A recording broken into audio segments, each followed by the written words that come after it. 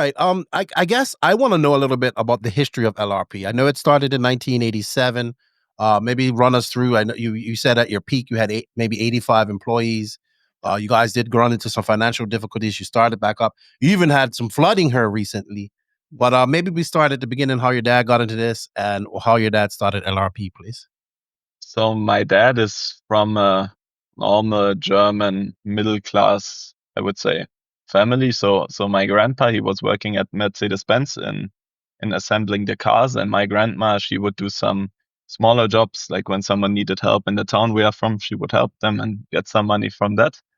And for whatever reason, Jürgen, I think he got a magazine or something where he got to know that RC cars exist. And then he started carrying out newspapers when he was 14 or something. And this was what he did to finance his RC. And at the time, it wasn't so sophisticated. So this must be around 1980 or something when he got into it. And he realized that the way the brushed motors at the time were made was not so good. And he started to make some himself. And I think this was maybe 1984, 85, something like this. And he made it for his friends as well.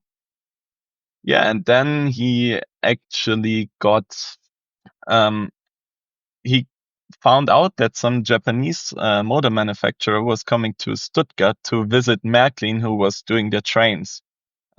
And I think he was 17 or 18 at the time. He visited the guy and spoke to him and borrowed some money to buy the minimum required amount of rotors from him. And he borrowed it from my great grandmother, who I didn't meet. And this is how it started. Then he got his company when he was 18 and yeah, just went for it. Started to do speed controllers, later started to do batteries as well. And he was a quite accomplished racer, 3-time European champion himself. So, And what so he was classes? 10 scale off-road two-wheel drive, 12 scale, um, and I think Pro 10, it was just larger 12 scale cars. So it was Oh, the what they were running before touring car. yeah, what Joe Johnson won. I think he won a world in that. Yes, I think he won a Pro world. 10 or something like that. Yes, Pro 10 exactly. So your dad had a baseline to base you on your talent level then, because he was an accomplished racer. Yes, he was an accomplished racer. Yes, he also I think finished second at a Reedy race. Worlds, made a few A-mains, won a warm-up where everybody was there, so he was quite good.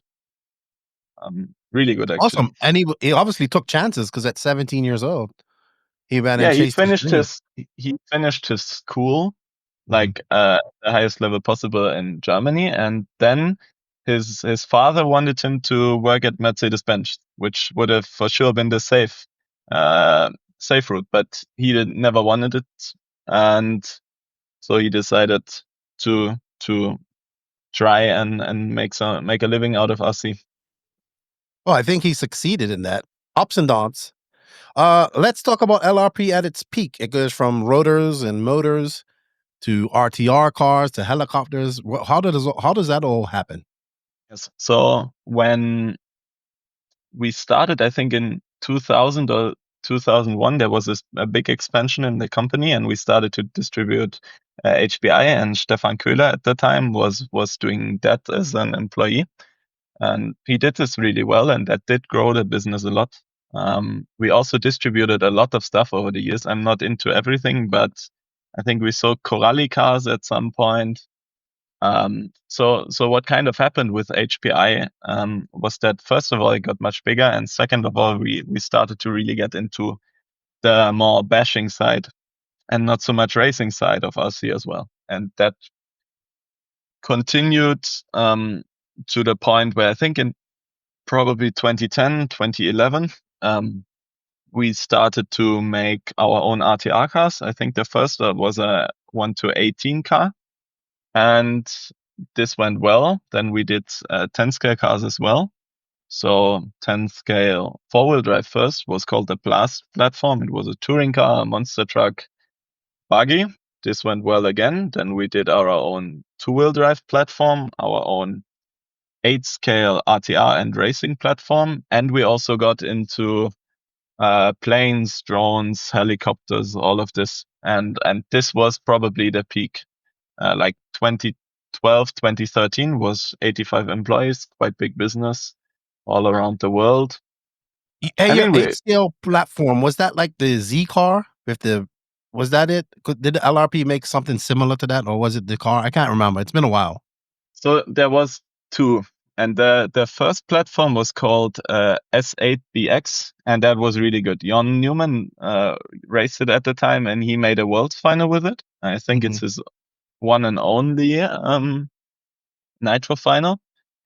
And after that, we tried to make a platform that can do RTR and racing in one.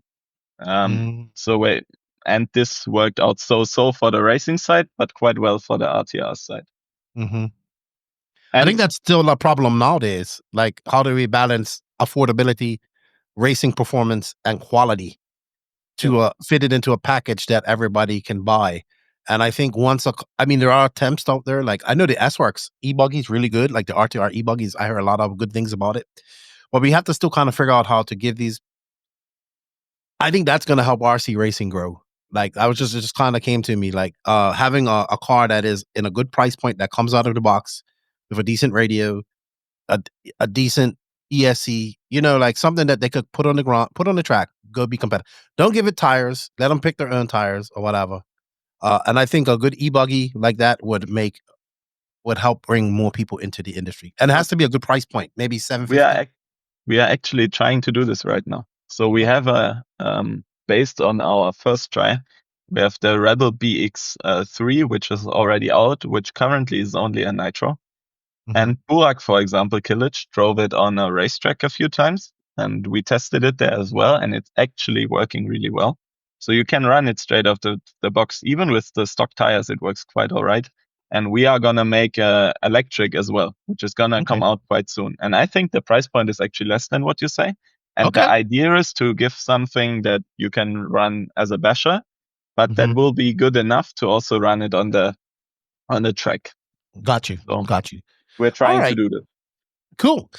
That's awesome. That's awesome. We'll touch more on that as well. Back to LRP. Height 85 employees. Big warehouse. Did you guys have there in Germany? Yes, it was really big. It was almost the whole street that now got flooded.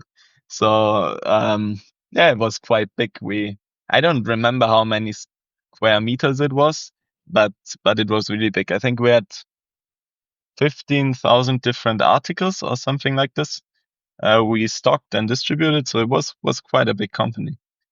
And in the racing side of things, how was LRP at this point? We started brushless, so we were the I did not know first to do that. Yes. Let's talk about that.